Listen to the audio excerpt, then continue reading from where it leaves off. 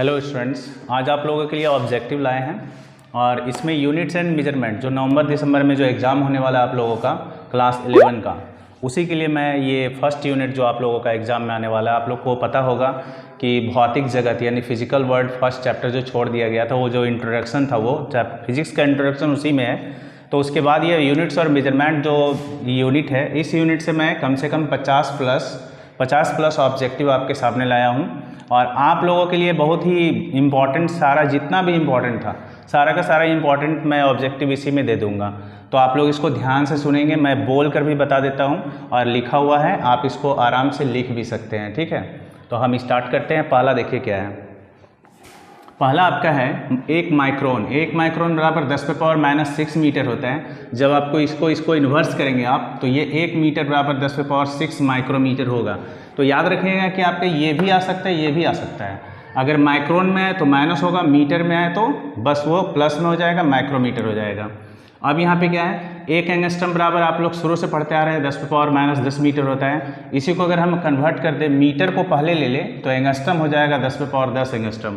1 second caesium घड़ी में कितने सीजियम घड़ी का जो परमाणु होता है करे को उसका कितना कंपन करता है। तो यहाँ पे 9192631770 आवर्त, मतलब इतना बार ये कंपन करता है। कंपन करने को ही यहाँ आवर्त लिखा गया है। बल का ऐसा मात्रक हम लोग जानते हैं कि न्यूटन होता है और ये 1 न्यूटन फिर कितने के बराबर होता है, तो 1 किलोग्राम मीटर पर सेकेंड स्क्वायर के बराबर होता है। 1 न्यूटन 10 पे पावर फिर 5 डाइन के भी बराबर होता है। अब यहाँ पे है कार्य का ऐसा ही मात्रक, कार्य और ऊर्जा दोनों का ऐसा ही मात्रक जूल होता है। 1 जूल में हम जानते हैं कि 10 पे पावर 7 अर्घ होता है। कार्य का सीजीएस मात्रक हम लोग यहाँ बल और ऐसा ही बल का ये कार्य का और ऊर्जा का ऐसे मात्रक हम लोग लिखे थे। यहाँ पर याद रखना है कार्य और ऊर्जा दोनों का सीजीएस मात्रक अर्घ होता है। बल का सीजीएस मात्रक आपको याद रखना है कि डाइन होता है। 1 मीटर कह रहा है, 1 मीटर की जब हम परिभाषा देते हैं तो क्रिप्टन 86 के बारे में उसमें बताया गया है कि उसमें कितनी तरंगें उत्पन्न होती है। तो यहाँ पे तरंगों का यहाँ तरंग दैर्घ्य जो लिखा है 1650763.73 इतनी तरंगें उत्पन्न होती है।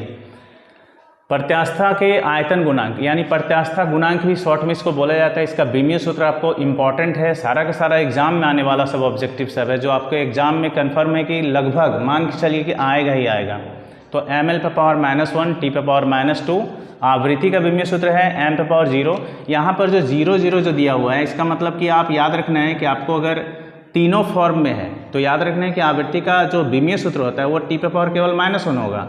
तो अगर आपको मान लीजिए कन्फ्यूज़न हो, तीनों में दिया रहे तो तीनों में टिक लगाना है और नहीं तो यहाँ पे अगर आपको केवल ऐसे भी लिखा रहे तो आपको ऐसा कन्फ्यूज नहीं होना है, आपका आंसर ये भी होगा। ठीक है, तो यहाँ पे याद रखना है आपको क्या बोले हम कि अगर तीनों फॉर्म में ना हो केवल एक लिया जाए तो t पे पावर -1 भी लिखा जा सकता है इसका आंसर। ठीक है, पृष्ठ तनाव का बीमीय सूत्र है m t पे पावर -2 यानी कि अगर L फॉर्म में इसको लिखा जाए तो m L पे पावर 0 होगा, t पे पावर -2 वो भी होगा, ये भी होगा। गुप्त ऊष्मा का बीमीय सूत्र, तो इसमें याद रखना है कि मास को 0 कर दिया गया है, मतलब मास उसमें नहीं है। इस देखिए यहाँ पर जो 0 दिया हुआ है इसका मतलब कि इसके बीमीय सूत्र में वो राशि नहीं है, यानी मास नहीं है, लेंथ नहीं है। यहाँ पर मास नहीं है, लेंथ है और समय है, टाइम है। उसी तरह बल आघूर्ण का है, सार्वजित गुरुत्वाकर्षण नियतांक का भी फॉर्मूला यहाँ बीमीय सूत्र दिया है m पे पावर -1 L पे पावर 3 t पे पावर -2। तो आप लोगों को याद रखना है कि बीमीय सूत्र दिया रहे या बीमाएँ दिया रहे। ठीक, तो दोनों में आप लोग कंफ्यूज नहीं होना है आप लोगों को। अगर बीमाएँ हो तो भी आपको यही लिखना है, बीमीय सूत्र हो तो यही लिखना है। अब यहाँ कोणीय संवेग और रेखीय संवेग के अनुपात का बीमा लिखना है। तो कोणीय संवेग हम लोग जानते हैं कि अल्फा से सूचित करते हैं, रेखीय संवेग को a से। तो इसमें कह रहा है कि दोनों की बीमा का अनुपात, अगर हम अनुपात लिखेंगे तो क्या आएगा, तो यह मास और टाइम दोनों का दोनों नहीं है, केवल मीटर यानी लेंथ बच जाएगा। अब ml पे पावर -1 t पे पावर -2, देखिए क्वेश्चन को यहाँ रिवर्स कर दिया गया है कि किसकी किसकी बीमाएँ हैं, तो दाब का और एकांक आयतन में ऊर्जा का। ठीक है, तो ये भी इन दोनों का बीमीय सूत्र यहाँ पर है। अब कह रहे जलीय तरंगों का जो वेग होता है v और उनका तरंग दैर्घ्य लैम्डा और जल का जो घनत्व होता है रो, इन सभी का, और कहता है गुरुत्व त्वरण g, इन सभी में क्या रिलेशन है, क्या संबंध है। तो इसका संबंध हम लोग यहाँ बताएं कि v² बराबर k लैम्डा g। अगर आपको यहाँ पे बाई चांस अगर आपके आंसर में k गायब हो तो क्या लिखेंगे इसका, तो v समानुपाती हो जाएगा लैम्डा और जी। ठीक है, तो आप लोग का 20 ऑब्जेक्टिव इसमें है। इसके जस्ट अब आगे बता रहे हैं आप लोगों को अगला ऑब्जेक्टिव। लगभग इसमें याद रखना है आपको 50 ऑब्जेक्टिव प्लस मिलेगा। ठीक है, आगे देखिए, इसमें आगे क्या है कि विमीय सूत्र से रिलेटेड जितने भी ऑब्जेक्टिव पूछे जाएंगे वो सारे के सारे ऑब्जेक्टिव विमीय सूत्र से रिलेटेड है। देखिए, आवेग का विमीय सूत्र तो ml t पे पावर -1, प्रतिबल का विमीय सूत्र ml l पे पावर -1 t पे पावर -2, विकृति, कोण, आपेक्षिक घनत्व और रेनॉल्ड संख्या का कोई मात्रक नहीं है, और जब कोई मात्रक नहीं है तो इसकी कोई विमा भी नहीं होगी। याद रखना है कि इसमें याद रखना है कि इन सभी का कोई मात्रक नहीं होता, जिस वजह से क्या होगा कि इसका कोई भी बीमा नहीं होगा।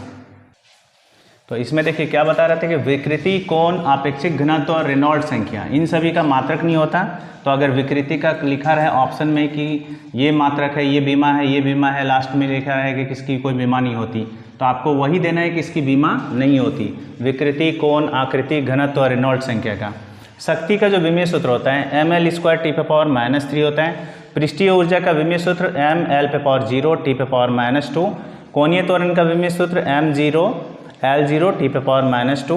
बल नियतांक का विमीय सूत्र, ये सारा इंपॉर्टेंट है, याद रखिएगा आप लोगों को ये सब जो हम टिक लगाएंगे वो सारा इंपॉर्टेंट है। आवेग हो गया, प्रतिबल है, फिर ये जो पॉइंट है सारा जिसका विमीय सूत्र नहीं होता है, फिर पृष्ठीय ऊर्जा है, कोणीय त्वरण है, सारे के सारे इंपॉर्टेंट को मैं एक जगह कर दिया हूँ, तो आप लोगों को आराम से इससे समझ में आ भी जाएगा और याद करना भी आसान हो जाएगा। कोणीय त्वरण का m पे पावर 0 L0 t पे पावर -2। बल नियतांक का विमीय सूत्र है, कोणीय वेग का विमीय सूत्र है, वेग प्रवणता का विमीय सूत्र है। उसके बाद कोणीय संवेग का विमीय सूत्र ml पे पावर 2 t पे पावर -1। फिर प्लांक नियतांक बहुत इंपॉर्टेंट हो जाता है, प्लांक नियतांक का जो विमीय सूत्र है बहुत इंपॉर्टेंट है। तापमान का विमीय सूत्र मतलब कि थोड़ा अलग टाइप का, याद रखना है कि आपको और सब में mlt बार बार मिलेगा, लेकिन तापमान में आपको देखिए केल्विन से रिलेटेड है तो केवल K होता है, कहीं पर इन चारों को रखा जाता है। तो श्यानता गुणांक का भी विमीय सूत्र इंपॉर्टेंट है। उसमें चालकता का भी ठीक है। जड़त्व आघूर्ण भी आप लोग अगले चैप्टर में पढ़े होंगे, यूनिट और मेजरमेंट से बहुत आगे। उसके बाद गुप्त उष्मा का बोल्ट्जमैन नियतांक, फिर ये भी बहुत इंपॉर्टेंट है।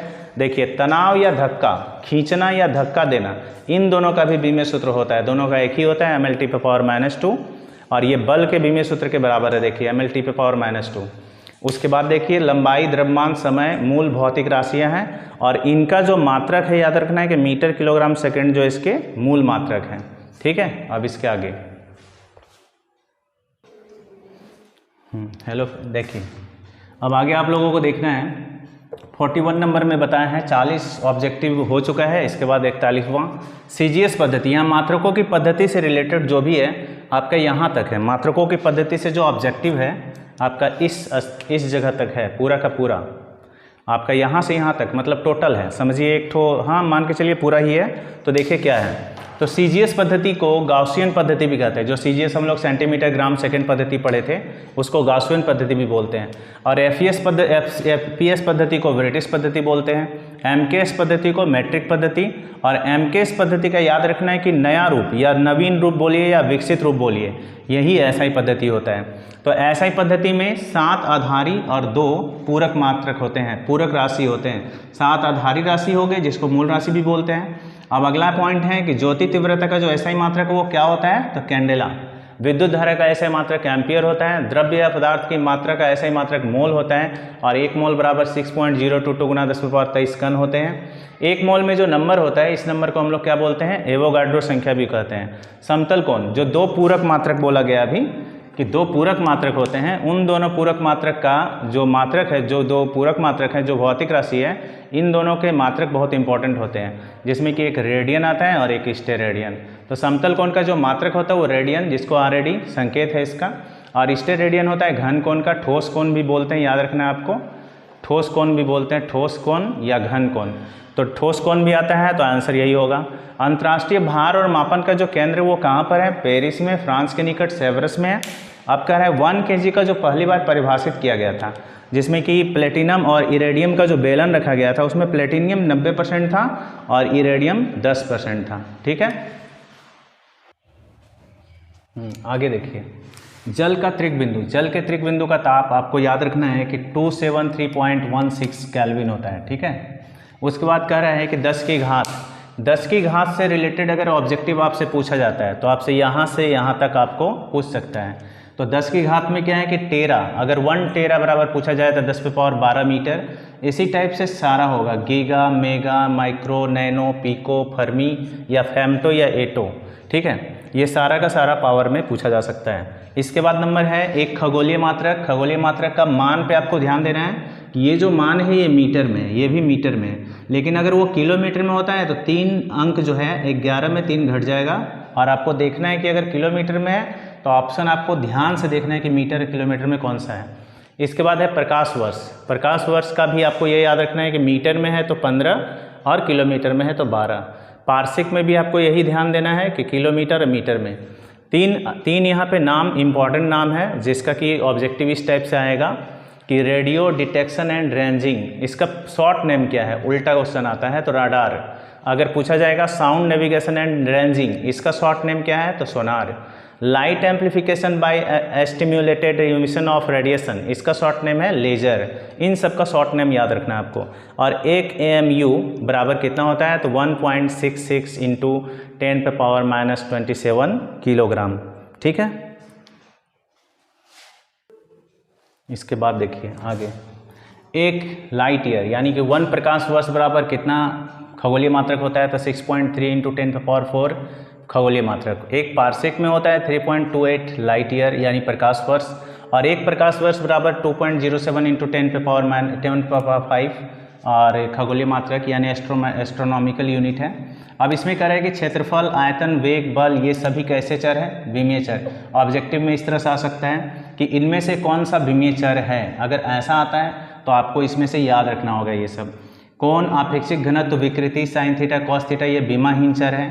प्लांक स्थिरांक, गुरुत्वाकर्षण नियतांक और निर्वात में प्रकाश की चाल, ये सभी क्या है, एक विमीय अचर है। विमीय अचर है, बहुत इंपॉर्टेंट क्वेश्चन है ये। उसके बाद पाई, ई एवं पूर्ण संख्याएं जितने भी होते हैं वो विमाहीन अचर हैं। और यहाँ पर हम बता रहे थे विमाहीन चर हैं और ये विमीय चर हैं, ठीक है। तो आप लोगों को इसके आगे का यूनिट का अगर ऑब्जेक्टिव चाहिए तो आप हमारे कमेंट में ज़रूर बताएं कि हाँ सर चाहिए, हम फिर बनाएंगे, क्योंकि हमें पता भी तो चले कि आप लोग पूरा वीडियो देख रहे हैं कि नहीं। और इसके बाद अगर आप लोगों को ये वीडियो अच्छा लगे तो कमेंट ज़रूर कीजिए और पूरा वीडियो देखिए।